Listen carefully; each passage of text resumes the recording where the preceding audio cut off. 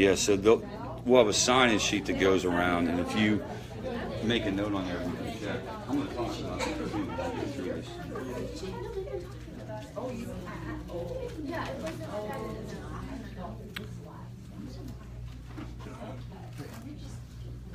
Randy DeVos. Hey, nice to meet you. Nice to meet you. Will you have a little bit of time at the end to be able to? I won't have much time, but I can definitely. I'm going to go over everything, and I can check in with you really quick when we're done. But I'm going to go over all kinds of stuff during this related to that. So. Can I say something? Yes, you can. It's almost 6:30. Peggy has an announcement. I have an announcement. Or I just want to say. So we may not have as large a group tonight since it's a holiday week. And Rich wouldn't say this himself, I don't think, but today we enter our 4th year with Rich Jones. 4th year.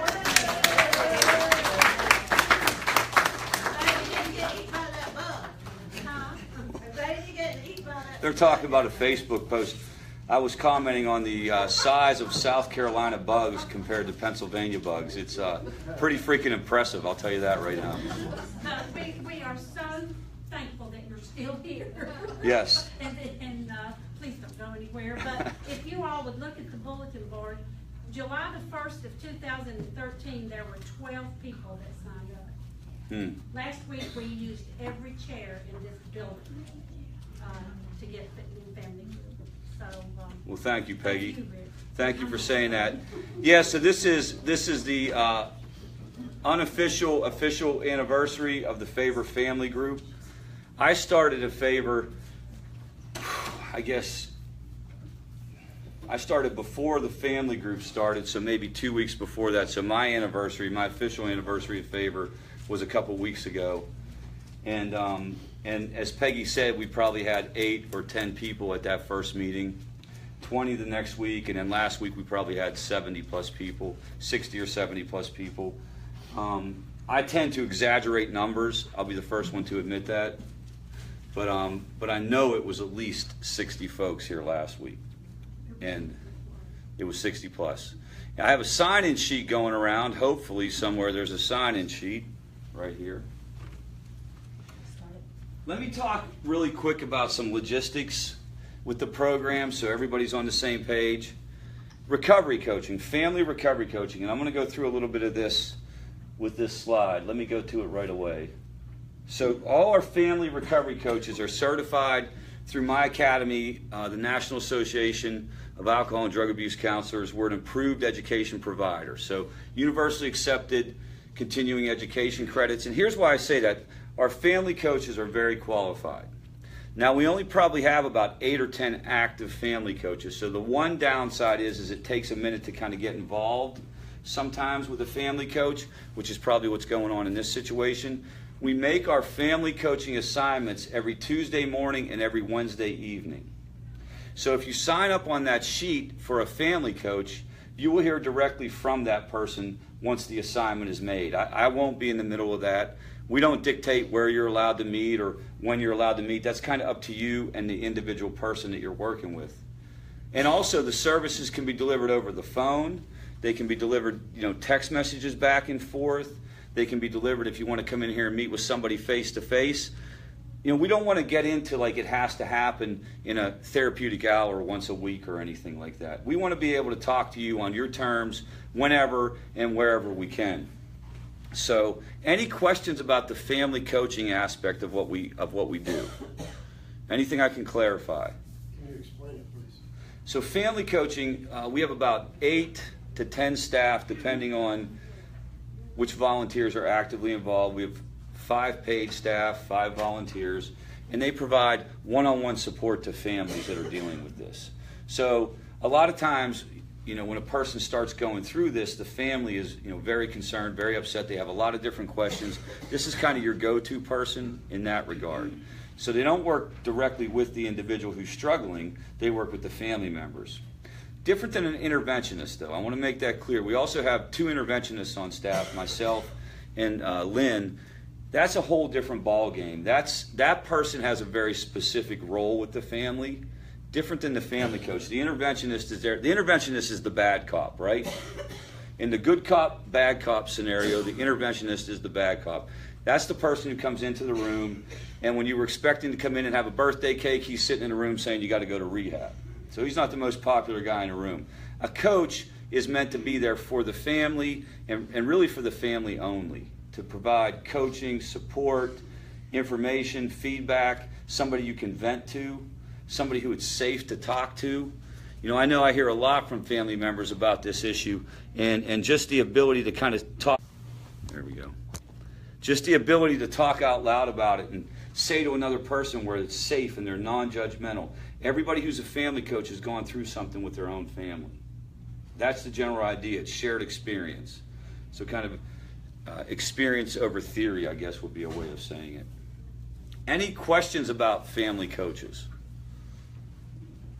All right, so in addition to that, the other thing that you might be thinking, what do we do for the individual who's struggling? We have coaches for that individual as well. Certified by the same process, supervised by me, and that person works directly with whoever it is that's struggling. Same idea, they would come to an all recovery meeting. We have all recovery every day, Monday through Saturday at noon, and Tuesday and Friday evening at 6:30. So in that meeting, just like this sheet's going around, guys, there would be a box for that person to check for a recovery coach, and the exact same process would unfold. Except that would be somebody who went through addiction and is in recovery, calling, the other person and saying, when can we get together? And then they work out their schedule, they work out how often they meet. Here's what I believe. I'm going to talk a little bit about my philosophy, and I guess by extension, Favor's philosophy. I absolutely believe that there's not one way to do recovery. There are multiple pathways to recovery. There's not one formula. It's not a pass-fail exam where you either do it right or you do it wrong. And our coaches are kind of trained to try to help that person find whatever's going to work for them. We always joke around, if standing on your head every day for half an hour will keep you clean, then we're going to buy you a pillow, make it a little more comfortable. It's that kind of thinking. And so that process occurs mostly at our all recovery meeting. You could also come in to the front desk and fill out a form, and that'll get your recovery coach as well. Or you could call in for that matter. Any questions about recovery coach? Yes, ma'am. What do they do when they meet? What is the conversation? How actually does it go on? Is there a specific amount of time that they spend, or do they contact each other? So it's different. It's a really good question. What is coaching is basically what the question is. And so coaching is different than therapy, because therapy, you could think of therapy as maybe more in depth. It's meant to deal with a lot of past issues. Coaching really isn't meant to deal with past issues. It's meant to deal with present issues. What's happening? Did you go to your meetings? Have you been going to favor meetings? Have you been staying away from people, places, and things? Do you have a sponsor? Do you have a therapist? It's exactly as a coach. Think about what a coach does in any world, right? Let's just say football, for example. Prepares the person, and if the game's going well, he cheers them on. And if the game's not going well, they say, like, okay, let's adjust at halftime. That was a good one, right? That was a really good analogy, yes. Yep. So that's kind of the idea. The length of time, a really good question as well. How long does a person meet? The answer is it varies. Honestly, I've had some folks that I've coached that I only ever talk to via text messages. It has a lot to do with person's availability and also what works with the person. Here's an experience that I've had along the way. I know for sure that there are people who respond better in the moment than they do coming in once a week for therapy. So you have this hour set aside where I'm going to meet with Joni, and she's going to come in and she's going to sit down and she's going to bare her soul and tell me everything that happened the last week. And we're going to review that. And we're going to have some kind of therapeutic epiphany. And Joni's going to leave, and she's going to be walking on air saying, Rich Jones is the greatest therapist in the world. I'm definitely not going to use drugs this week. What I believe may be more useful for some folks, not for everyone, is in the moment, more frequent contact, less amount of time. That's something that the person has to work out with their coach, though. That's something that they have to talk about. We want to understand this isn't a one-size-fits-all proposition. Some people have blue eyes, some people have brown eyes, some people are left-handed, some people are right-handed, some people are going to resonate with coming into the office once a week, other people are going to want multiple phone calls, that kind of thing. So, but I will tell you the major difference between coaching and therapy is going to be more oriented on processing past issues and kind of working through that process. And we're going to be more about what's going on today. And if we have somebody, which we do, we have a lot of folks who are dealing with past issues. We have a lot of folks that are dealing with trauma, for example. We'll refer that person to somebody. We can't make the person go. We're still going to meet with the person even if they don't go. Here's what I've noticed about that. Sometimes it's very hard for somebody to become involved with too many different people. You know, I'm already seeing Rich and I'm talking to Rich. Now you're telling me to go down the street and see so-and-so for therapy. Sometimes that's hard to get some folks to do. Great questions, though. Any other questions about what we offer with coaching or any of our... Yes, ma'am. Sorry, guys. It's okay. It's a good question. Okay. Is it okay if you have a family member that is seeing a coach to bring that up to them and say, well, what do you do? Or how's it going? Okay, so the question is, and this is a great question for all pathways to recovery, not just favored pathways. The question is, if your loved one is involved with a coach, or let's just say for sake of argument, a therapist or a sponsor, is it okay to ask, how is that going? You know, are you showing up and what do you guys talk about? I'm going to tell you, these are my opinions. And in my opinion, it's okay to ask. If it was another disease or it was another issue, you would want to know what's going on with the person. Let's say somebody had cancer and they went to the doctor. You would want to know what the doctor said afterward, right? You would get in the car with the person and say, what did he say? What were the results? What were the test results? So I kind of think of it the same way. You would find a lot of people who do what I do that say, don't. No. Step back, detach, it's none of your business. I just happen to not believe that. What you're going to find is I have a lot of contrary opinions to a lot of people. I have a lot of differences of opinion. Everybody has their own opinion. They're all wrong and I'm right. That was a joke, guys. Somebody said that's true. Who said that's true? All right, Joni. You're my favorite. It just is. I mean, I just don't buy into the idea that you take the person with the addiction, put them in a box and say, you're detached from the rest of the family. We're not going to ask you those questions. It's none of our business. And you guys go about your business over here and just worry to death. Just worry to death and don't get any information. I think the more you talk, the better. And can I add, I had my session this morning with Tricia. Okay. I have a recovery coach.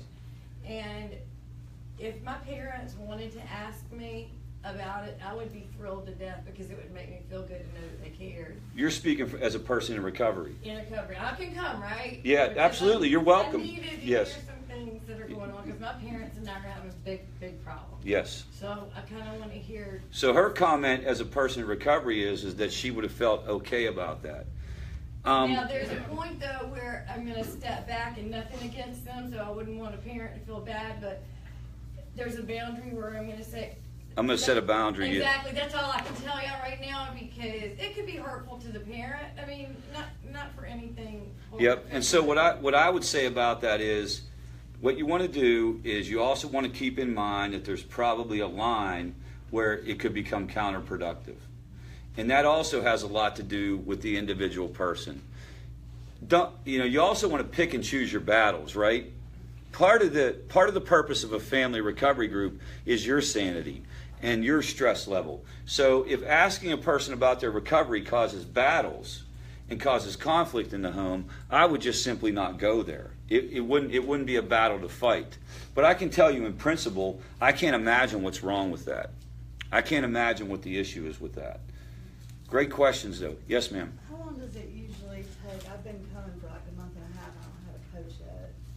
So did you sign up? You signed up? Every single Okay, so after the meeting, you should talk to me. There's something went wrong with that. Yeah, I know that you think there's a lot So- of people that need help. Well, if it's taken that long, something went wrong. So what happens with the coach list, guys, is there's a person who we have who kind of we would consider our intake person, and she calls and checks. Did you get a phone call from anyone from here? So something I will go on the record, we are not perfect either. We will drop the ball. And so if you have somebody and you feel like it's waited too long, talk to me. And, we will try to remedy that as soon as possible. Our main issue and our main struggle is manpower. We, as you know, we are not funded by any, and we have no direct funding stream, so hiring people and getting people on board is a continuous struggle for me. And so if you didn't get called, that would be the reason why. But we don't want to make excuses. We want to do this right. It's very important that we do a good job. And so in the meantime, we would ask you to keep coming to our meetings and keep trying to connect that way. But make sure you and I talk before this is done today. All right. So really great questions. Yes, ma'am. I was just going to say too, speaking as somebody in recovery, like about with the questions, I am too appreciative, you know, when they ask me questions, and I think it's important to remember that, like you were saying, if there's some things that you don't quite really want to talk about, it's not that you don't want to talk about them, it's just stuff that you're trying to work through so you can give a better explanation. So you're trying to open up. Her comment was, you know, as a person in recovery herself, she's okay with the questions too, and she wants to be supportive, but the idea is, are there certain things that you may not want to go to? And I think that's where the open communication comes in. Right. But I guess what I would say is, I'm not one of those folks who say you never go there, you never ask, but you definitely want to know. You want to know your loved one, you want to know their personality, you want to know where you're at with your stress level. I know one of the things, this is going to be an incredibly amazing statement that I'm about to make. You guys are going to think he's a genius. Addiction comes with a lot of conflict, right? Again, a joke, guys. You know, there's a lot of battles, there's a lot of fights, there's a lot of arguments, there's a lot of times the person looks you in the eye and tells you 2 + 2 = 18. And a lot of mistrust involved, and that's we're going to talk a lot about trust tonight. So one of the things that you got to keep in mind is your health and welfare. You're going to hear me say that over and over again tonight. You are allowed to put yourself first. You're allowed to say to yourself, I'm not going to go there. I'm not going to pick another fight tonight. I'm not going to go ask these questions because it's just not worth it. And then you step back and you have a quiet night for once. You go to bed and you get some sleep, and then maybe the next day you bring it up. This is an extremely important part of the process that I'm really going to encourage you guys to keep in mind. Please put yourself at the top of the chart. Ask yourself, what do I need? Put yourself continuously there. I see somebody hitting somebody in the back row. That's you. You know, everybody in the room could say that.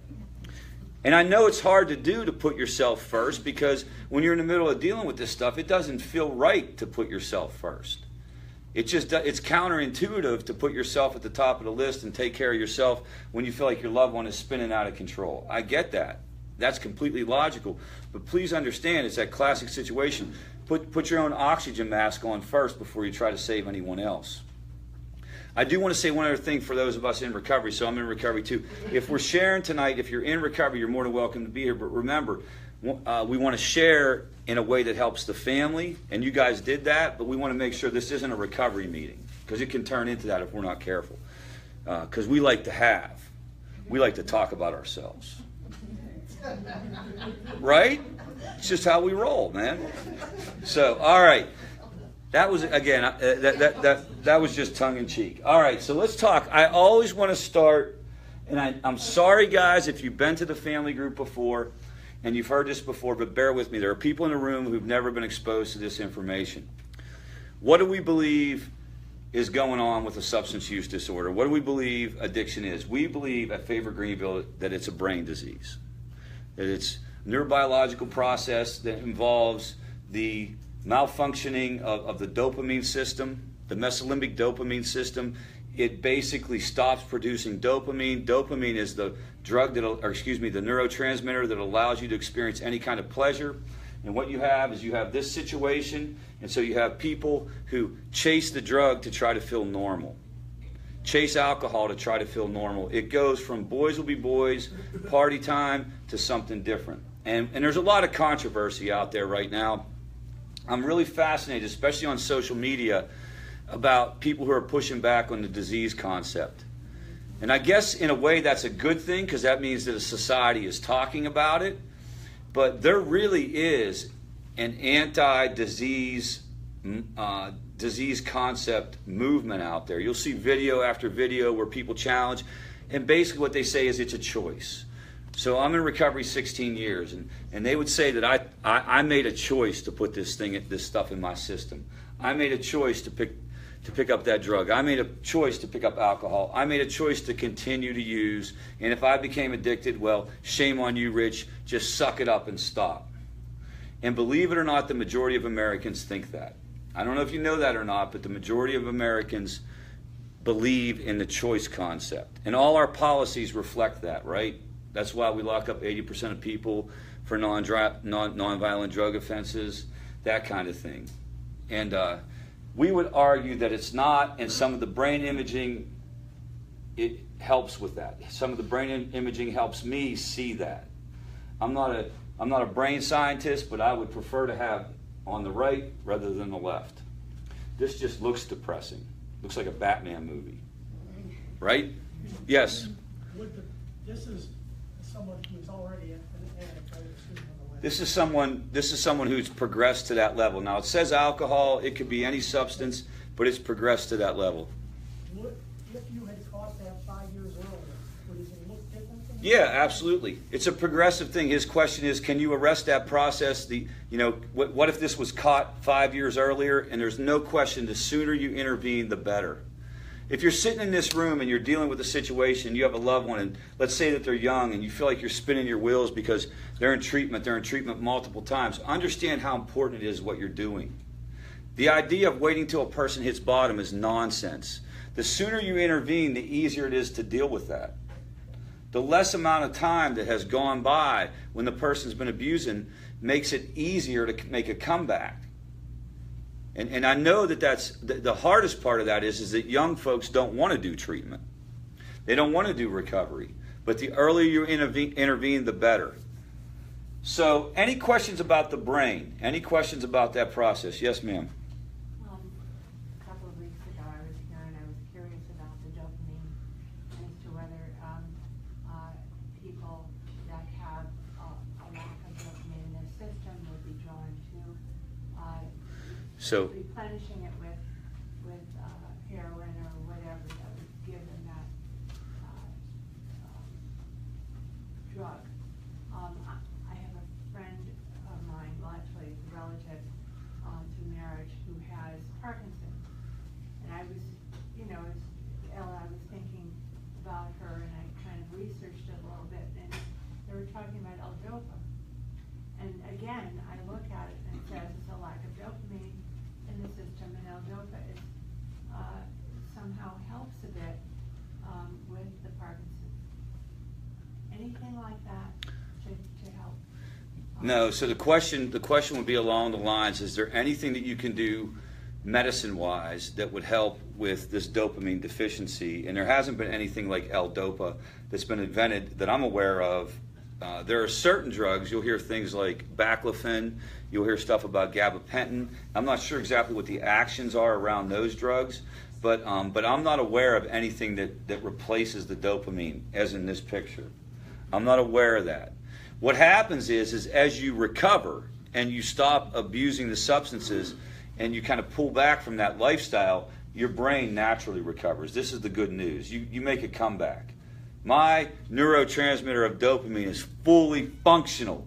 I'm 100% dopamine up here in front of y'all tonight.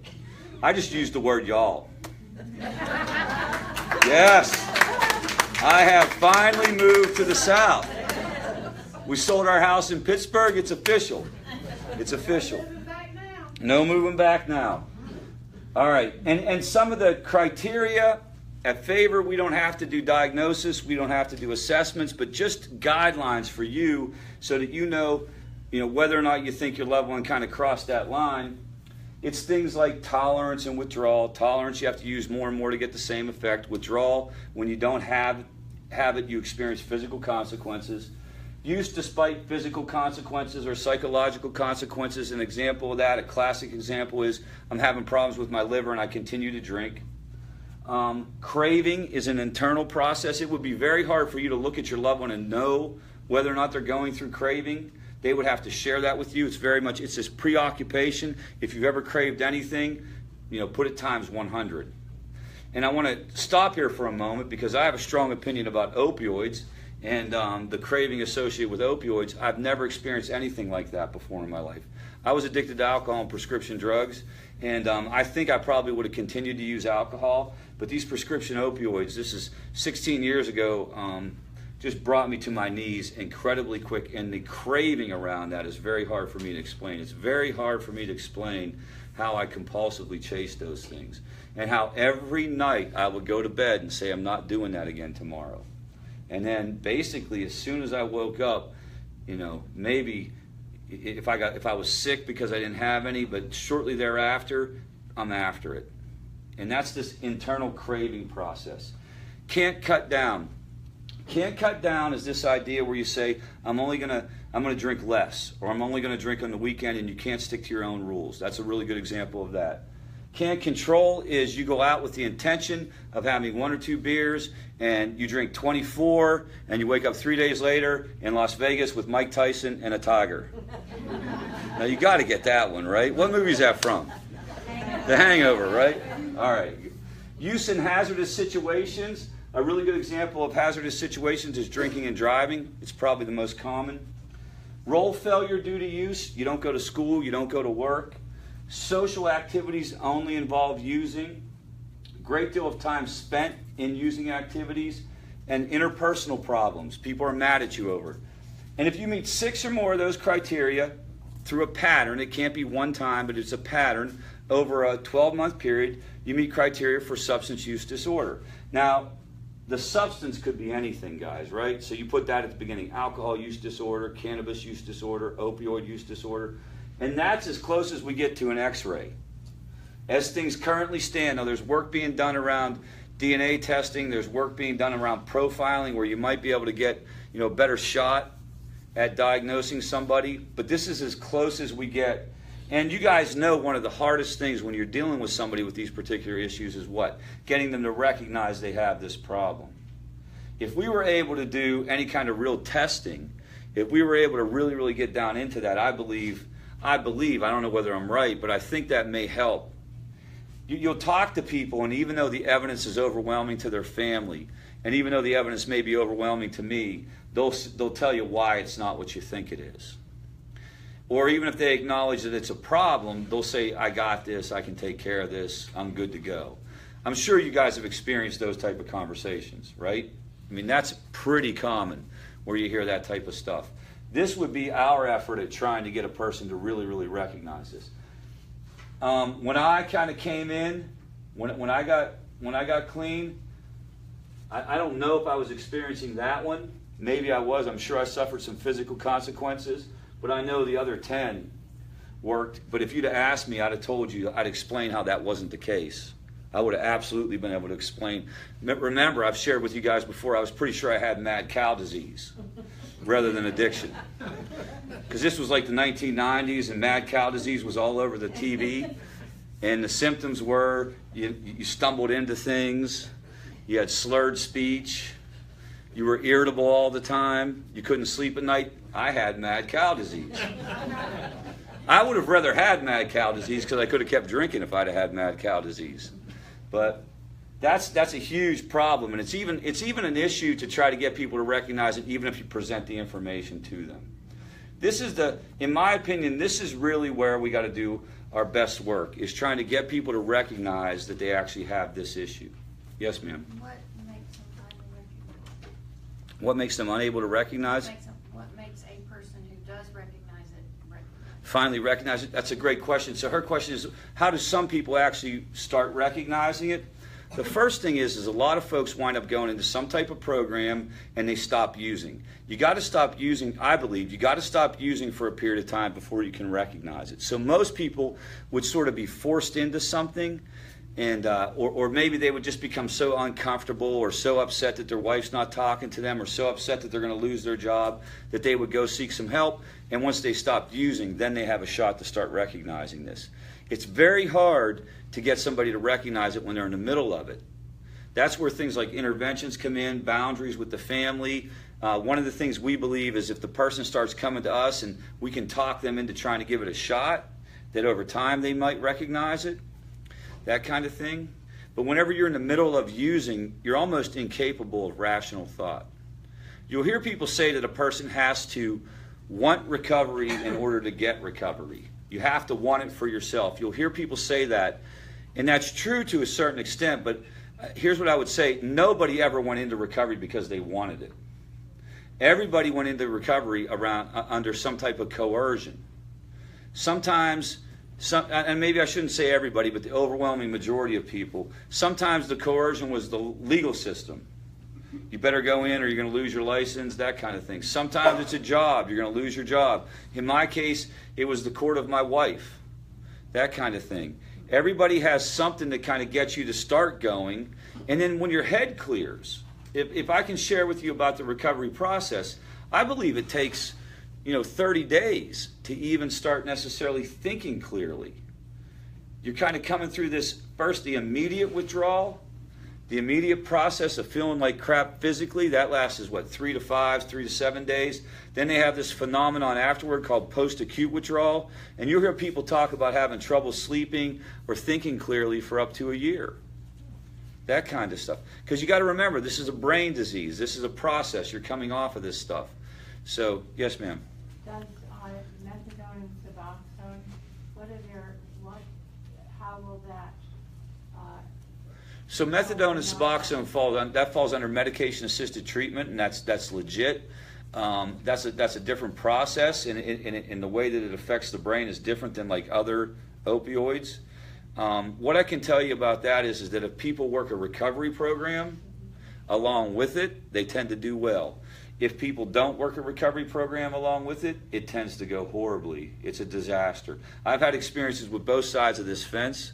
And I've had experiences with folks who you wouldn't even know were dealing with that, who were dealing with Suboxone, for example. You wouldn't even know. They were going to meetings, they were seeing a counselor. You'd have to look really, really close to even figure out something was different here. And then I've had experiences with folks who never had any intention of doing anything other than using the Suboxone to increase their supply or have something to deal with when they come off.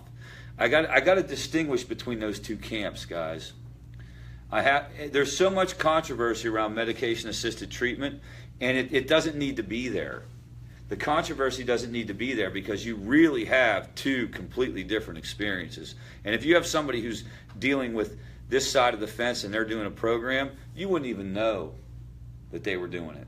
But when you deal with somebody over here, all the drama is still going on. All the money is missing. All the legal problems are continuing and I believe they went into it with no intention of doing it the correct way. I don't know how you screen for motivation at that level. That's a very tough thing to screen for. But really good questions. Yes, sir. Have you had anybody who's gone through without any kind of medication? Is that normal to you? Oh, no, I've had a lot of people that have. Yeah. Is it successful in those cases? I think the numbers are almost identical. So I went to, I didn't get clean through a rehab in the classic sense, and I sort of like detoxed myself, basically on a couch with a hood up over my head, and miserable as miserable could be, and and it worked fine, and it worked. I'm clean to this day after that. I know other people who went through rehab and they went for a lengthy period of stay, and they slowly but surely over time, and they're also clean. So I think how you get to the detox can vary. Here's what we know about recovery, though, guys. The single most important part of recovery is pursuing some type of recovery plan on an ongoing basis. It's the simplest thing in the world. If you do recovery, you tend to get recovery. Well, I guess that's kind of self-evident. If you do a recovery plan, see a therapist, go to groups, do some type of self-improvement exercises, work toward bettering yourself, however you want to think about it, you get better. And when you stop, things tend to go bad. Now, I want to tell you, we cast a wide net on what we consider a recovery plan. I know people who come see a therapist, are involved in church, and they go to groups through church. I know people who do 12-step meetings every day. I know people who do favor meetings every day. I know people who have kind of got into like self-improvement and exercise. The one universal is they change who they're hanging out with. I will say that. You guys get that one? There's a universal like I'm changing people, places, and things. That kind of across the board. But otherwise, the way people find it really, really varies. we would argue that if you're talking to somebody about that, if you're in a group especially, that you're going to get better feedback on what to do with that. That's why we really, really encourage people to be part of meetings, whether it's here or somewhere else. All right. So we talked last time about, I want to go over one more thing, repeat one more thing, and it's related to a crisis plan. So if you're in the middle of a crisis, I want to just review what your options are here in South Carolina.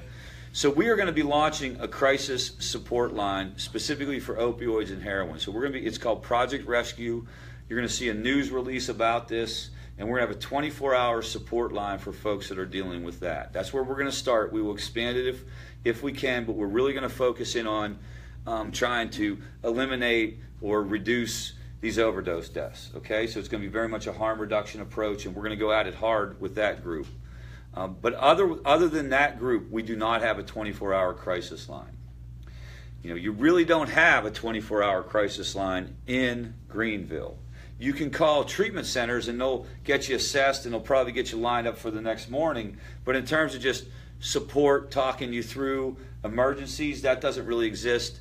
The go-to thing is what? 911, right?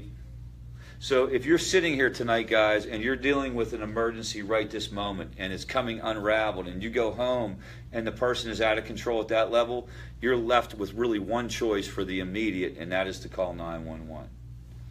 Any questions about that? Any comments on that process? Okay. One notch below that would be maybe the person isn't completely out of control tonight, but they're using, or maybe they're even talking in a way where you think that they're going to hurt themselves or someone else. Then you can file commitment papers. And you can go to the local mental health department and you can get them picked up to go in and get evaluated. That would be the second tier. If you're dealing with somebody out of town, if you're dealing with somebody in another place and you don't have immediate access, I would always start with 911. I mean, I've called 911 on folks in Pennsylvania. I've called 911 on folks in Oregon. That's where I would start. It's just the immediate response that's available. For better or for worse. Maybe it shouldn't be. Maybe there should be other types of professionals available or other types of services available, but that's really the only thing you have going. Any questions about that? Or anything I can clarify? Yes, ma'am. Can I just ask a question about the brain and the lack of dopamine? Yes. Is that something that an individual is born with? So there's a thing called the dopamine deficiency hypothesis. Emphasis on the word hypothesis. It has never been proven, but there's this idea that some of us are born with less dopamine. So if you think about it on a scale of 1 to 10, 10 being full dopamine, maybe I was born at an 8, and therefore drugs were more attractive to me. I don't buy into that lock, stock, and barrel. I imagine that may be the case for some people, but I also know a lot of other things make drugs and alcohol very attractive for people. Things like other co-occurring mental health issues, trauma, availability. I mean, not most people, but a lot of people talk about using for the first time based on peer pressure. Not because they were feeling squirrely or anything. It was just sort of the thing to do. Remember, the one biggest indicator regarding whether or not you're going to have a problem is age of first use. Hands down, more than genetic factors, more than co-occurring issues, age of first use. The younger you are when you start this stuff, the more likely you are to develop a problem. So I can count on one hand the number of folks that I've met with in my career. I've talked to thousands of people in my counseling career. I probably have met 1,000 people at meetings and other parts of my personal life in recovery. And I've met, one hand I can count the number of folks who waited till they were 21. Average age in treatment centers for this issue is 13 or 14 in terms of people becoming, when did they start? Yes? So when they are in recovery, such as you, does that dopamine, is it restored in any way, or is it just a matter of learning how to live with So it? it's absolutely restored. The question is, does dopamine come back online? And it absolutely does. And there are certain things that you can do that help it come back online. Being in groups. Right now, all of us being around each other, there's a neurotransmitter being released called oxytocin. And it's about being around other people, and it's a reparative process, and it's a positive process, so being around groups, exercising, eating right, there's things that you can do. Prayer and meditation have been shown to be effective in terms of helping the dopamine come back online. You don't stay that way, guys. You don't stay like this. Your brain doesn't stay like this. None of us would stay in recovery if that was the case. I don't know how long it takes exactly before you're back online. I think it's different for different people. It depends on what you're doing in your recovery program. But I wouldn't have put up with that. I would not be standing here 16 years later if my brain stayed that way. I would be following the Grateful Dead or something like that. Again, another joke. Not a very good one, but it was an effort. You thought it was good? Yeah. So yeah. Be there with you.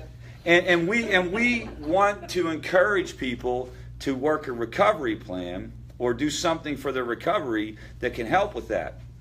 Some people say, well, it really just comes down, hey, I'm just not going to use. I'm not going to use, and that's all there is to it.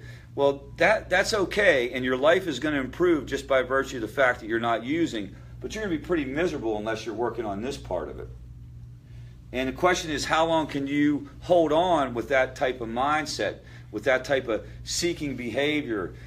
What this is, guys, is this is an inability to experience pleasure, an inability to be content.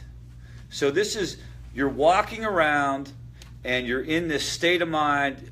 It's not depression. It's not depression. It's different than depression. It's just an absolute inability to have a good time, to be content. You used to like going fishing, but now you hate going fishing. You used to like to watch the Steelers, now you hate watching the Steelers. You follow me? So it's different than depression. That's a whole different mechanism. And the good news is it does come back online.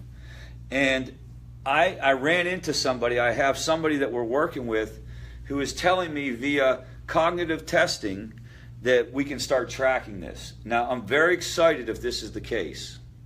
If there's a way to get this done where you can actually, for the average person, based on their ability to pay or based on insurance, that you can do some cognitive testing and you can interpret this, just imagine how positive it would be if we could tell people you're improving.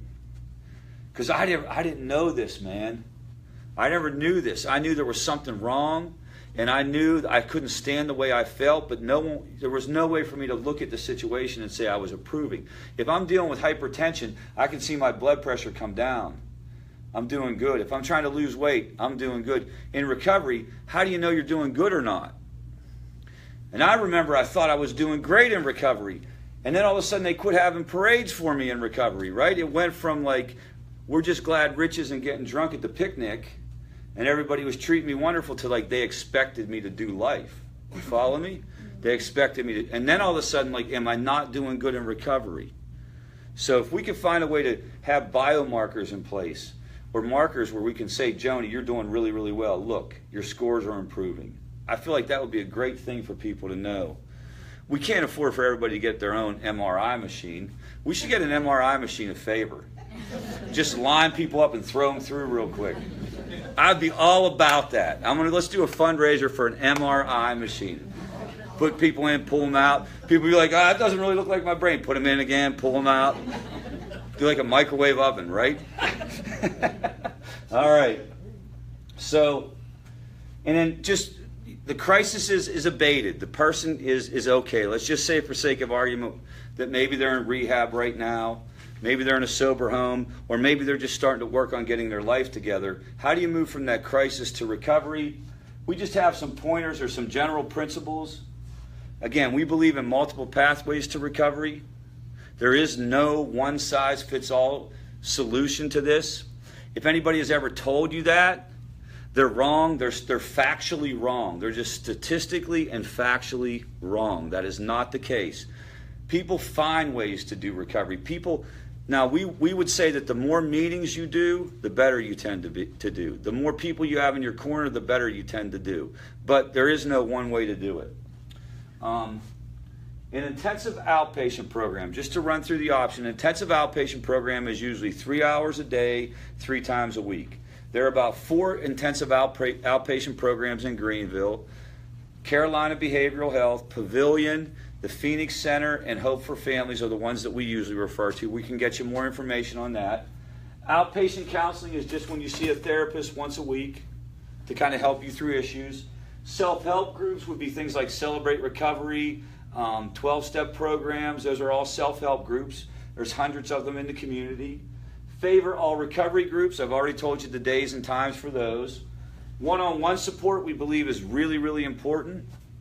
That would be a coach, that would be a sponsor, that would be a therapist. There are certain things that you can say one-on-one that you can't say in group. And so you just want to have that available as well. And then obviously any kind of specialized psychological support.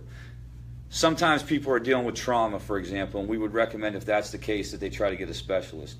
You know, you want to figure out exactly where do you fall. Your loved one's going to need to figure out where do they fall in this process. You can't make them do it, right?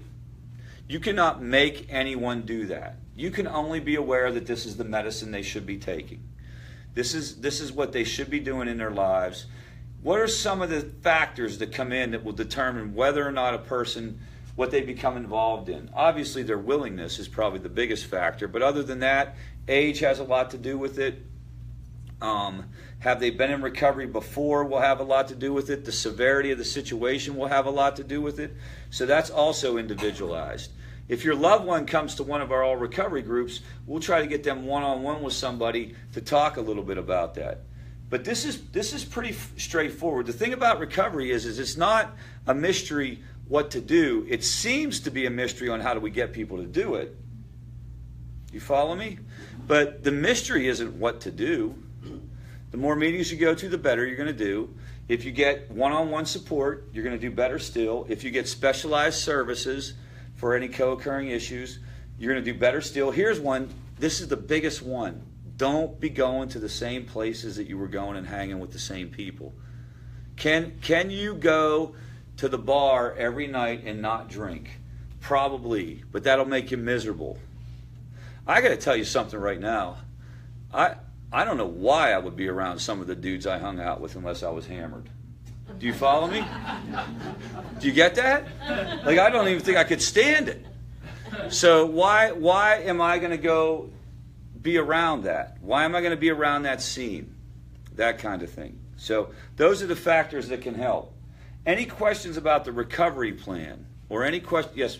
The only thing, this is my first visit with my wife and I, but when you mentioned that recovery plan a while ago and the way things was geared to recover the person that's addicted or whatever, to me, I got to looking at it, and after the first things you said, it's kind of like a recovery for both of us. It is.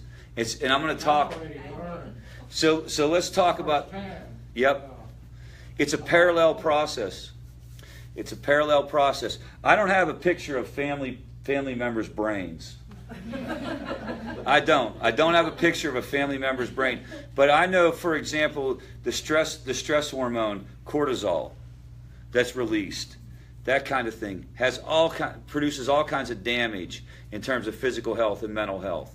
The stress hormone, now there's some pushback on this recently, but the stress hormone in massive quantities has been equated with depression, for example. So I would argue that a family member's brain is in a similar state. I've made the case in here before that a family member is going through trauma when they're dealing with this issue. So the recovery process for family members would be the same. Getting to a group like this, getting a one-on-one person to talk to, trying to take care of yourself, trying to practice prayer and meditation. And before we're done tonight, we'll make sure we talk about specific examples. But we believe that the more that the family member can do in their own, in that area, first of all, that's important for them, but then also it has this really positive effect on the person in recovery. There's kind of this dual process that goes on that we really, really encourage. Great comment. I think what I'm going to do is I'm going to change the heading here. Normal brain, family dealing with an addict brain. What do you think? I think it would pass. I think if I did that with a crowd, they'd be like, "Yep, that's exactly how I feel." Kind of combine a third brain in the middle. Yeah. Be kind of like, "Yep, that's exactly how I feel." It feels overwhelming. All right, so I wanted to talk a little bit too, because this has become very important to me, and I know when we talk in here, we can get into a situation where we're talking about heavy duty stuff, and there's a reality to addiction. There's a hard edge to addiction, and it's very easy to get in your mind kind of a negative viewpoint and lose hope. And I want to talk about a study that was done around the power of recovery. And so what you have in this graph, guys, is you have on this line that's going straight, that's just simply potential over time. And they're able to do sociological studies and predict based on a person's socioeconomic class, based on their education, what their potential is. Does that make sense? You can kind of predict that for people. And they wanted to take a look at this, and they made a prediction with people in addiction that they would never reach their potential. That was the idea. And what they found was, that's this red line right here, that they start off on the same trajectory as their peers, but when they enter into addiction, they fall way below their potential. And this makes all kinds of sense, right? You guys see this. We fall way below our potential. And we're not at all achieving what we can achieve. And this is really powerful. Those of you guys seeking recovery, get in touch with this. Get in touch with this. So we fall below our potential, but then a really cool thing happens. As we enter into recovery, we rise up to our potential, and we actually exceed our potential. They've studied people. We exceed our potential in recovery. In other words, the way my wife says it, I knew Rich before addiction, I knew Rich during addiction, and I knew Rich after addiction. And I'm the best version of myself right now as I stand here 16 years later. Because all kinds of cool things happen in the recovery process that would have never been present in my life had I never had this issue. I would have never gotten in touch with things like gratitude. I would have never gotten in touch with the idea of helping another person. I would have never gotten in touch with this idea of examining myself and trying to improve. So what we have to do is we have to try to reframe this. And I know some of you guys are dealing with really, really tough situations. And your loved ones, maybe they are right here. Maybe that's where they're at right now. But I'm telling you, and it doesn't matter if they've tried recovery 28 times. 30 times. This can get better. This can get better, and you can exceed your potential. You can exceed your potential. What can you guys do about that? You can't make the person do that, right? You cannot make that person do that. I'm going to talk a little bit about ideas and things that you can do to put a framework on it that make it more likely they're going to do it. They're going to have to do the work to kind of come up above that. They're going to have to work on that to get that done. So let's talk about that. I wanted to throw this website up and talk a little bit. I'm part of another organization called ePreventions, and we have a website that has a lot of resources for family members dealing with this issue. All these films are educational in nature. They're exceptional. I just want to put it out there as a resource to you guys in between sessions that you can look at that. We're going to be offering additional services. Not just for Greenville, but for the nation through this platform. And so check it out. It has additional, this is a shameless plug at this point. Check it out. It has additional information that will help. That sounded like a commercial. All right. Trust. Here's one of the biggest issues or concerns that come up. Almost every single family situation I've been brought into, the question of how do I trust the person comes up. It's almost inevitable. A lot of it has to, sometimes it doesn't because maybe the person isn't at a point where there's even consideration of trust. This tends to come up after things are stabilized a little bit. Does that make sense?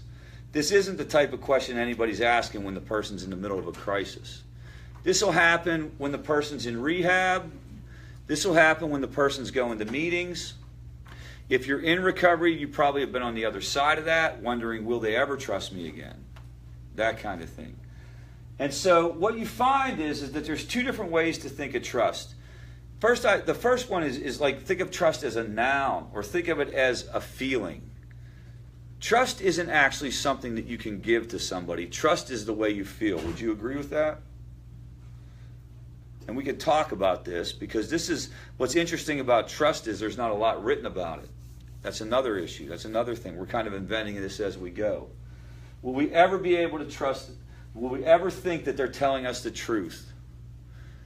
Will we ever be able to they leave the house and they're, this is the thing with me. When I used to go get a gallon of milk and a loaf of bread, it would take me 17 hours.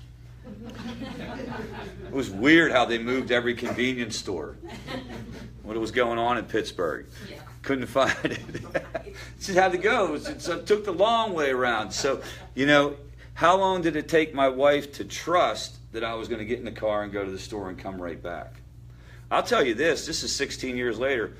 I mean, we should bring her in and you could ask her directly. Actually, that would be an interesting exercise. I don't know about that, though, Terry. I'd have to ride home with her. I mean, some of this stuff is in distant memory. Maybe we need to leave well enough alone. But if I get done tonight, 8:30, or excuse me, 8 o'clock, group's over. I do some things, 8:30. If all of a sudden I don't go home until 10 o'clock, you know, and I'm running a little bit late, and I don't shoot her a text or something like that, I bet you her mind goes to 16 years ago. I bet you there's this sort of like conditioned response. And she may not say anything because she may have kind of learned how to deal with that. But I bet you if you ask her and she was honest, there's this sort of like, kind of like, I know it, and I'll tell you how I know it. I had one of the things that I would do in addiction, you know, especially when I was addicted to opioids. I would be there 1 minute and I would be gone the next. And because I was always running around. It was a full-time job to keep these pills. I mean, I remember saying, like, there's not enough pills on the planet for me. I was always going to run out. So I was always, and you never know, I'd have to run to a pharmacy or do whatever, run to a doctor or this or that. And I would just leave. I would be there and then I would just leave. And I know it's the strangest thing in the world, but that's how I rolled. I would just go. And probably it's about a year ago. I'll never forget this. Maybe a year, maybe even longer than that. I decided I wanted a haircut. This is a 100% true story. I'm sitting at my house, and I'm like, I want a haircut, and I just left. I went and got in the car, and I drove off, and I didn't tell anyone where I was going. Holy crap! If you're in recovery, error in judgment. Do not do that. Do not do that. Because that absolutely will trigger the family member right back to the incident or to the behavior, right? And it's going to be different for everyone. You all aren't going to have the same experience I had. That's not going to be the same trigger. But you may even know what triggers you. A lot of times it is they don't return a text. They don't return a phone call. Or maybe they text too much. I've had family members tell me that they can tell whether or not the person's screwing up based on a text. Not what they say, but how the text come across. Is that something that you feel like is the case? What is that, man? What is that? That is something that we got to get tapped in with the NSA. National Security. We need to get Homeland Security. Is it because, are they saying nonsensical things? What's the deal there? No, they tend to text more when they're, Oh, wow. they're having on opiates than they do when they're not. Okay. What it Or is that was you my know what mind. they're supposed to sound like, and you know, if you know them, you know how it sounds when it's different. So literally, listen to that, guys. That's a phenomenal thing. That's an amazing thing that's happening for family members dealing with this. I feel bad that that's what's going on. But if you think about it, you're just taking in all this information. You're probably connecting all these little dots. Maybe even not even like necessarily obvious things, but it's all adding up. And in your brain, you're like, "Yep, that's it. They're doing it again." Absolutely. And so the trust, it's going to be very hard for trust to be rebuilt whenever that's what you're up against. When you're kind of like that hyper vigilant. And don't get me wrong, I understand why you're that hyper vigilant. You sort of have to be that hyper vigilant. People in addiction don't come in and announce to you that they're using, right? I mean, if there is somebody who did that, let me know. I need to officially throw them out of the addict club. I'm the keeper of all addicts. I will write them a letter and say they are dismissed. If they came in and said, "Hey, I just want to let you know I'm getting high again," that's not how it works. It's this continuous process of observation. I wish it was a situation where people would be more accountable, because then what you could do is try to get people back on track really, really quickly. What other kind of triggers would anyone share? Does anyone have anything that they would share that gets them going or gets them fired up? Usually it's things like how they're talking. It's also things like money missing. You'll find a lot of situations where if money's gone for obvious reasons, that's a red flag. that kind of stuff. So that's going to make it very hard to build up trust. Now, how do you build up trust? And I'm not going to go through all of this. I'm not going to read this. I have this posted on our Facebook page, and you can look at the PowerPoint. But basically, what are some of the things we know about building up trust? One of the things that can build up trust between any two people is predictability. If you know what to expect from the person, and they deliver on that, then it will build up trust. And this is something for those of us in recovery we have to definitely understand. If we're where we say we're going to be, if we're home on time, if we went to the meeting that we said we were going to, if we show up for our therapy appointments, if we take our medication, and as time goes by and life becomes more predictable, you're likely to increase your level of trust. Does anybody have anything they would share about if they feel like they do trust, how long that went on before you got there? Anybody have any? Trusted? Yeah, before you started to trust again. I told my son, I said, you got a year before I'm going to trust you again. Yeah. And it took Yeah, that. but at the same time, too, you have to be careful with that trust, because I've learned that you don't ever let that wall down. You Yeah. can get to the point where you build that trust, but you're always, like you said with your wife, you're sure that'll still 16 years later go through your mind. Yeah. I can answer that, yeah, it probably Yeah. does. Yeah, so it's very different for different people in different situations. It's going to be different for parents than it is for spouses. This is the other thing. Like, it may take, and one of the things I noticed, whoever is the closest to the person is going to have the hardest time rebuilding the trust, especially spouse situations, because you've been living with the person, you've seen everything, and you really would know more about the situation than necessarily a parent. Anyone else willing to share anything about how long it took? So I think if you talked about my mom, so I think for my wife, it's, look, I think she trusts me most days, most times, and how long did that take? That probably took, I think that took a couple years, to be honest with you. I think for my mom, it didn't take quite as long, and here's what I think that I know whenever things went different with my mom. She had a get-together where there was alcohol added. It was maybe about 18 months into my recovery. I felt like that was an indication that she sort of believed and trusted that I wasn't going to use. Does that make sense? I never had a conversation with anyone about it. I never really had a conversation. I will tell you, if you're in recovery, how I was taught to handle that, and what I recommend that you do if people aren't trusting you is that you give them a break on that and you understand where they're coming from. So we were sort of taught in the group that I was part of that, look, this is a natural thing for your wife not to trust you. This is a very, very normal reaction. And I want to validate that for you guys. You guys not trusting your loved one is exceedingly normal, right? It would kind of be crazy for you not to have some mistrust. I would probably be questioning you a little bit if you didn't, because, this is if you're sitting here, this has probably been a repetitive process. It probably didn't happen one time. So if you're on the other side of that and you're in recovery, we would say, try to be reasonable about that and try to say to yourself, we understand. I understand where that would come from. I absolutely do. Yes? With our addict and our family, he can talk a good game that, both of us can. And basically, you want to believe him. Yeah. So there, he's yay, rah, rah, and this is what's happening, and I got this for, in this group and so on, and we're all talking, people in the family, being in a hopeful situation, and then you find out that it's not the case, and you feel like you're up here and you just dropped. Yeah. So what we would say is try not to go up here. So the comment was the person is presenting with a face or presenting with an image that really isn't accurate. So we would say, try to approach this with a very reasonable point of view. And maybe what you want to do is you sort of want to bring it in maybe right here rather than up here. Yes, sir. You put it up there. My son, out of state, so we can't do this, unfortunately. But he said, be like Ronald Reagan, trust but verify. Trust but verify. I think it really goes back to what my wife said. I think he was talking a good line. So he knows we can't verify.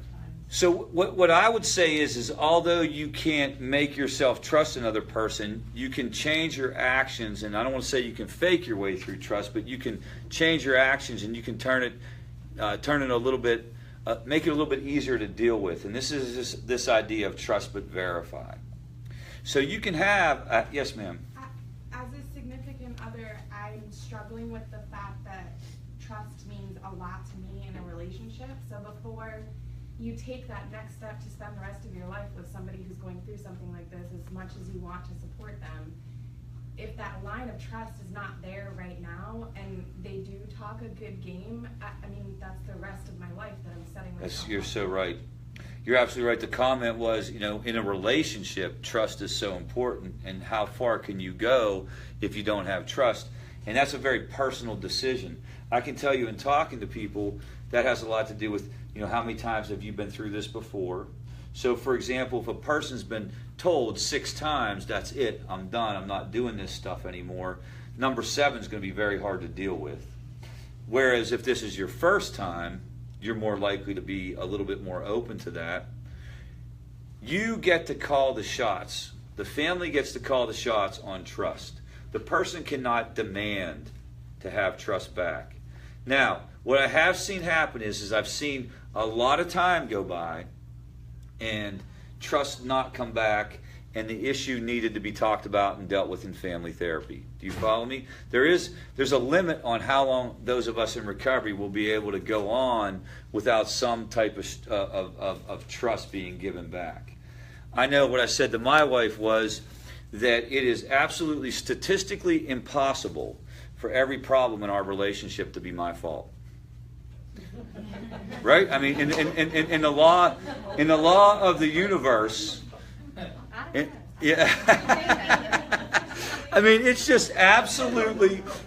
Think about it for a minute. I mean, the law of averages says that every once in a while I'm going to get it right, and everything that's going on couldn't have been a result of my using. Do you follow me? And now that was after a long period of time. And how, this is the key thing, how long does that period of time have to be? That's, man, I tell you what, that's the part that I wish we could package up and tell folks. You should feel better about this in 3 months. You should feel better about this in 6 months. We can't say that. That's so inaccurate. Yes? And sometimes it's never. I And have a breathalyzer in my car. I take drug screens. I just did a 3-month hair screen test. My parents don't ever trust me.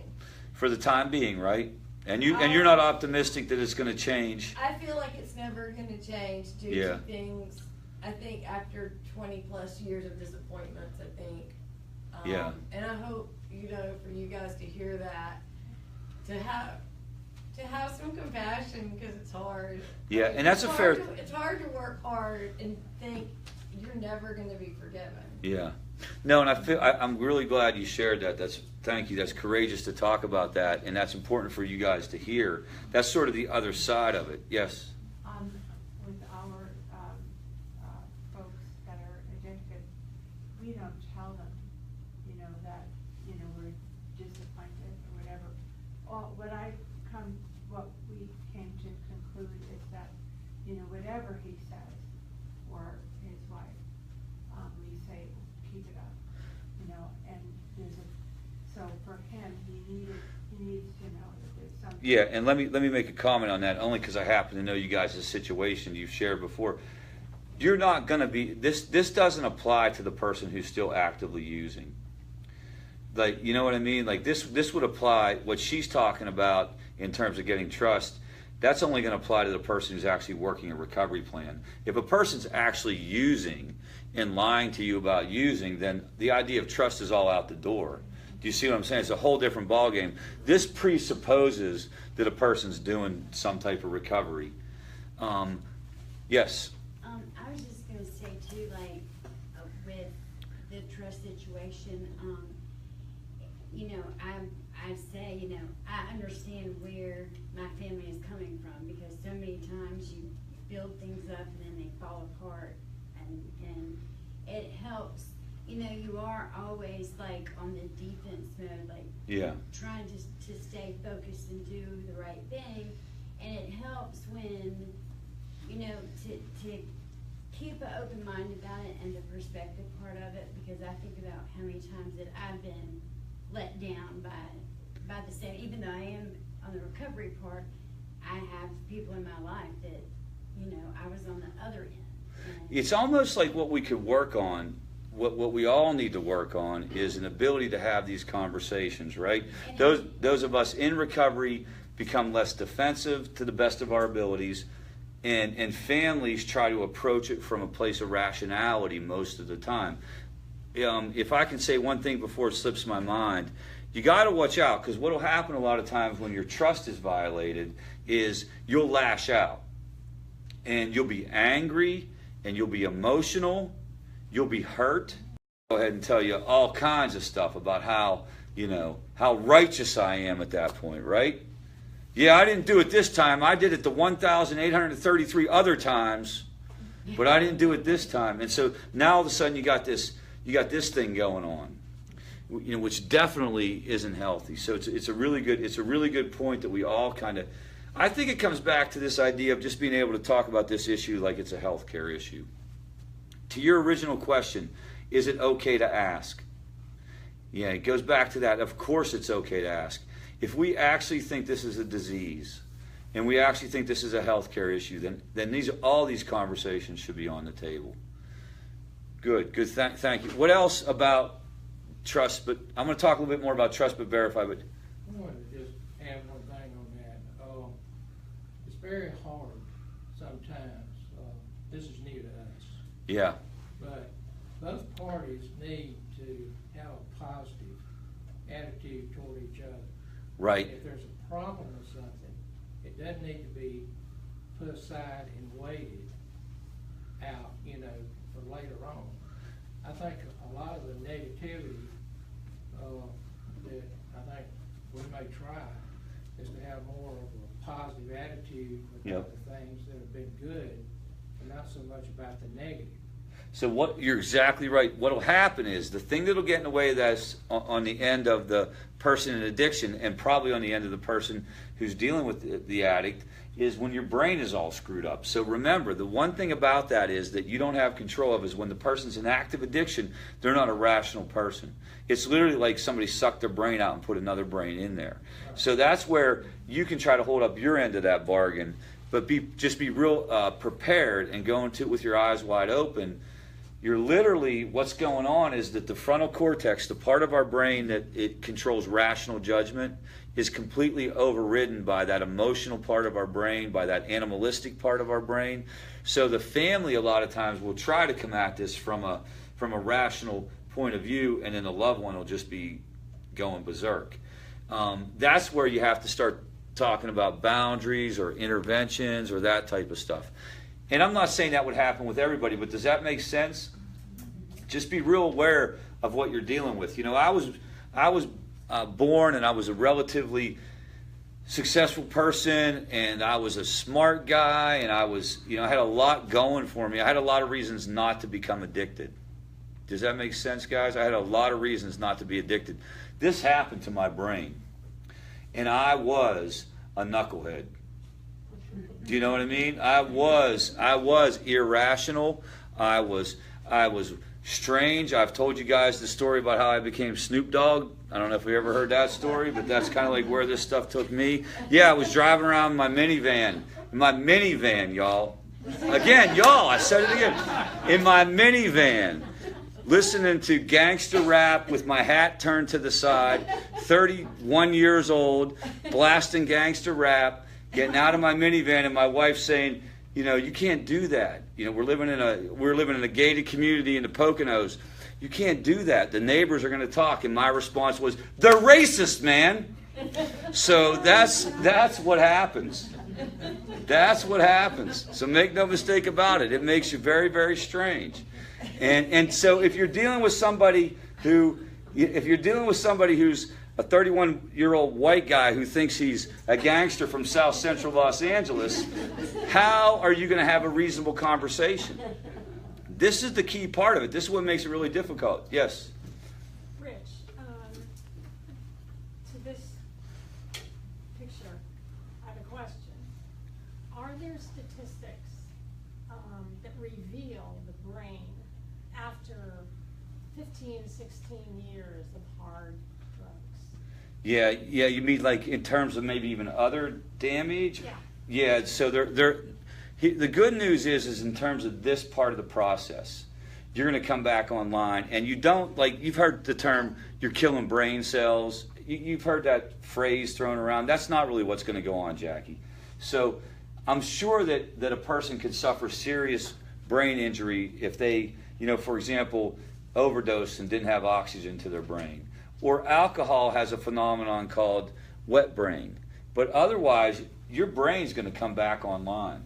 This is a matter of the neurotransmitter dopamine, that kind of thing. It's not really about killing brain cells or doing permanent brain damage or anything like that. But you got to remember, when you're dealing with somebody, I mean, I'm kind of saying it tongue-in-cheek and telling that story about me and me being strange. Like, I'm telling you, it takes a person to a whole nother reality. It really does. That's the difference between drug addiction and just partying hard. Do you guys follow me? It really is. I mean, this book that goes through it is the Diagnostic and Statistical Manual of Mental Disorders. Drug addiction is found in the Diagnostic and Statistical Manual of Mental Disorders. Do you follow? So that's what's going on, and that's why it may seem like, wow, this person has suffered like serious brain damage, because you're not talking to your loved one at that point. You're talking to somebody who is from another planet at that point. Now remember, when I say that, it's not universal. It's an inexact science on how we judge that. That's not an x-ray where I can say you have a broken leg. There's subjective judgment on whether or not a person has crossed that line. But if they have, that's the process that they're going under. So you want to keep all that in mind, and that's when it's really hard, and when you're dealing with somebody who's really in the middle of it. That's why, you want to keep the communication just very, very basic. You want to start talking about maybe what your boundaries are. You are not going to rationally talk the person into anything. Now, we have an opinion of favor that if we can get with folks, and this is what we're going to hang our hat on with this Project Rescue, that if we can get with folks and connect to people, that over time, somebody who's outside the family could chip away at that. That's really what we think the hope is in terms of trying to turn the tide of addiction. That if we were able to develop a workforce and people who were experts at talking to somebody while they were in the middle of their brain being like this, okay, so what if we get really good at talking to that brain? And if you give us enough time, we will figure that out. We will crack that code. We'll figure out how to talk to that person. Right now, we really don't. We're at the front end of that. I hope this makes sense. But that's the key thing. Somebody's got to learn how to get through to that. And I've seen it happen on a small scale. I personally have done it. I know other people have done it. One of the things that gets through that is just persistence. Persistence can sometimes break through. People will have moments of clarity. Interventions are all about breaking through this, right? Like you come in my house, or I come in my house and everybody's sitting in a circle and there's a stranger there. That's an intervention. That's all about breaking through that process. So we have some things in place. What we think is we got to figure out a way to do this on a more massive scale, and we got to do it nationwide. We got to reach everybody who's walking around with that brain. That is the key to it. How do you keep them from getting to that brain? You got to start early. You got to start early, and we got to have, so I should have been in some kind of counseling or some type of coaching or some type of mentorship with somebody when I was, 17, smoking weed and drinking. But we know the hardest thing with that is it's the stigma. How are you going to get kids to actually go do that? We think you got to invent some other completely different approach. A lot of it's going to have to be mobily, on phones. There's going to have to be some type of way that we're getting people as early as possible and trying to keep them. This is going to take some time to get there, guys. This is going to take a little bit of time. Now, one of the downsides to the current pill culture that are in it, the pills will get you there sooner than alcohol and weed will, right? Start taking heavy-duty narcotics at the age of 16. This is what you're going to get. You're going to get a whole generation like this. So we better become specialists at trying to figure out a way to talk to these kids. That's exactly what's going on. That's exactly what's going on. That's exactly what's going on. It's, I say all the time, if you look at my story, you didn't have the availability. They weren't passing around Xanax and pills and pain pills like Tic Tacs when I was 16. I know I would have taken them. I know for sure I would have taken them. Yes, sir. Say this to the last 5 minutes, but everybody here is too late for that. We're in the other end of the problem. Yeah. They're already in the pipe. We're trying to get them out of that sewer. At the last minute or two, what do you recommend to stop the thing from happening in the first place? How do you keep the kids off of this stuff? No, I think it's a great question. It's a legitimate question to talk about right now. I mean, so I have kids, you know, I have young kids. A lot of you guys have kids or you have grandkids and stuff. And so the question becomes, how do you even keep it from like heading down that track? And I think it's going to take one-on-one mentorship. I'm sorry. I think most kids think like a scared straight, dare, don't do drugs, just say no program is a bunch of BS. I think if you come into the high schools and you present that most of the kids, I think the kids who are listening to that are already the kids who were not likely to do that. Do you follow me? There, you know, there's no one ever told me not to do anything that I actually did not do. You can't tell a young child to don't do that, because they're going to do it. Yeah, and the ones who don't, I tell you what I do. I try to teach, and I'm really going to hit it hard this fall. I teach sociology at Greenville High School to try to infiltrate. And I want to be like 21 Jump Street dude. You ever see that? I want to be like the dude who's in there trying to figure out what's going on. You got to somehow get to these kids, and you got to be likable, and you got to be a little bit cool, and you got to dude it up. You know, like, hey, dude, what up, dude? That kind of stuff. And then you got to get their trust, and their that's ridiculous. What I just did was ridiculous. I realize that. How about you get an army full of like younger kids in recovery? How about you search for these kids and you pay them? You give them a job, and their job is to mentor these other kids.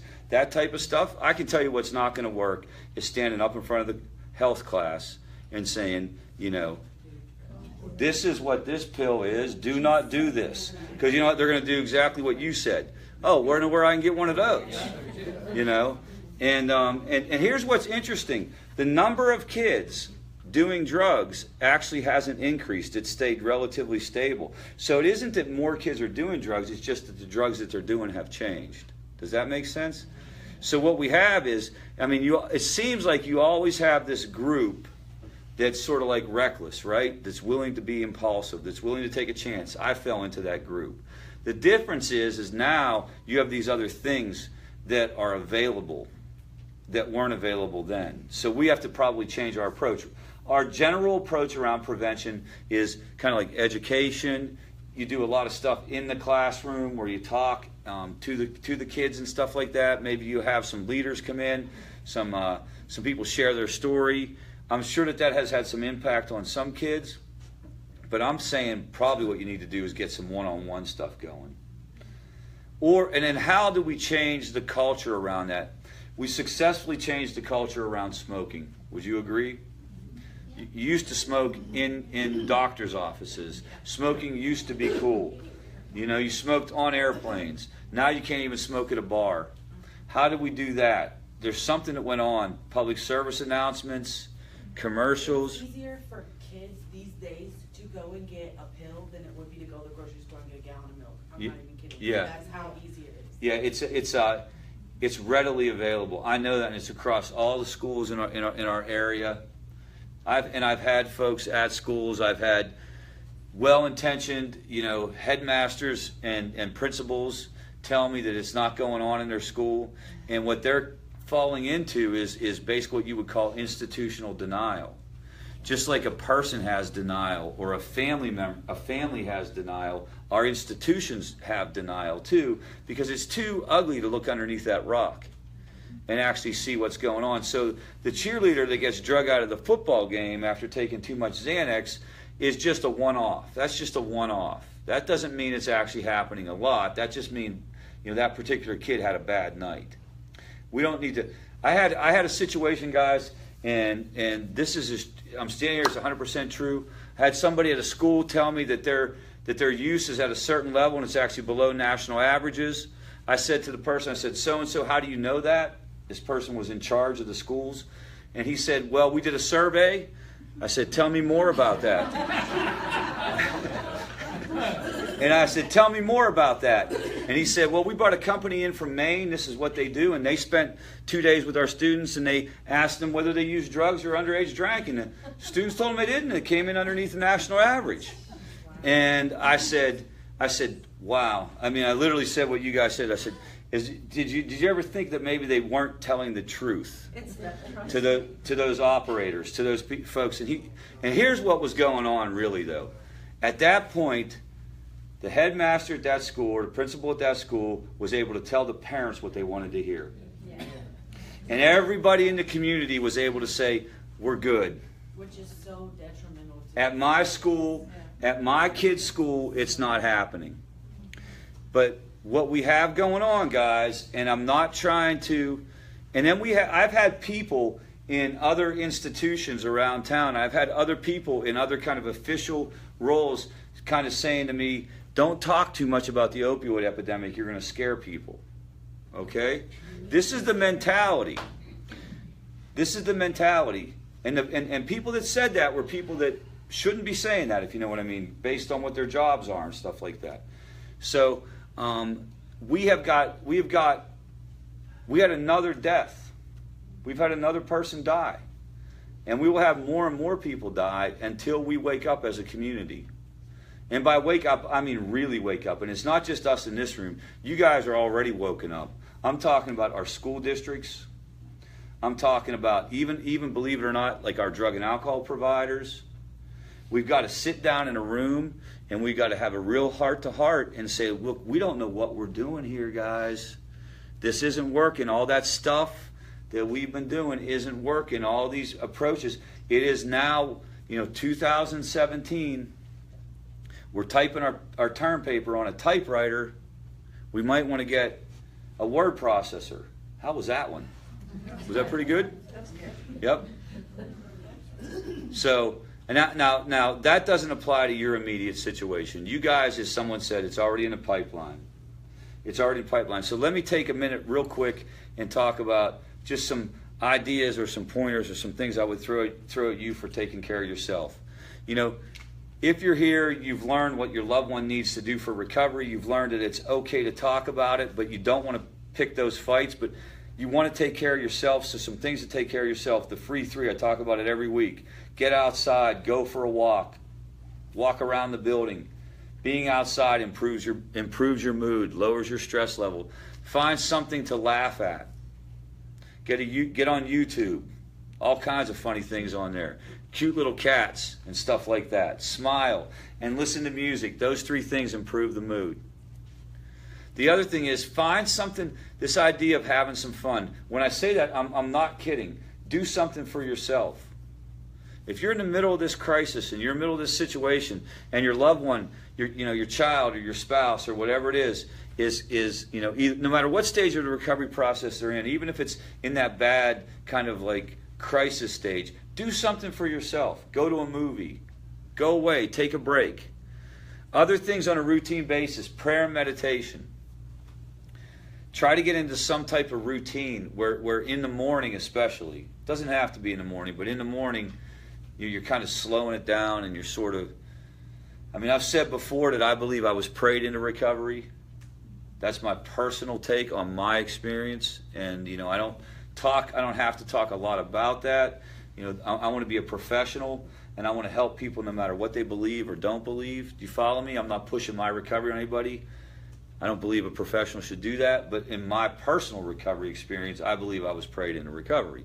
There was something phenomenally different about how I was on this day and how I was on that day. And the only explanation would be, divine intervention, so to speak. I can't remember anything else going on that day.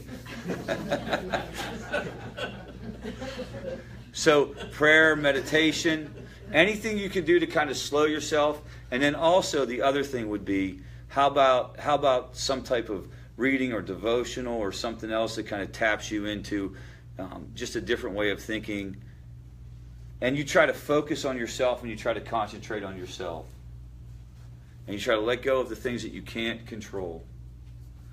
So that you can be there to help the person, so that you can be there to help yourself. You deserve a life no matter what's going on with your loved one. You deserve a life.